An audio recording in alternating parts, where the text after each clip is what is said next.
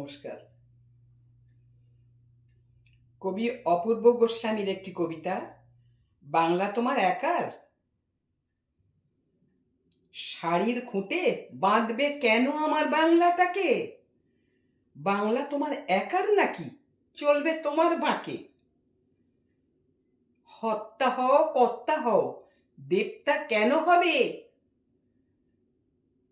জনগণের টুটি চেপে রক্ত কেন খাবে? মুখ খুললেই ভাবছ কেন শত্রু তোমার মোরা? জনগণকে ভাবছ কেন গরু ছাগল ভেড়া? জীবন যাবে পাল্টে সবার, এটাই ছিল আশা। জনগণের ইচ্ছে মতোই রাজার যাওয়া আসা। মা বোনেদের সবে চেপে মাংস কেন খাবে? ডাক্তার আজ ওটি ছেড়ে মর্গে কেন যাবে? মানুষ এখন চাইছেটা কি বড় মনের ভাষা?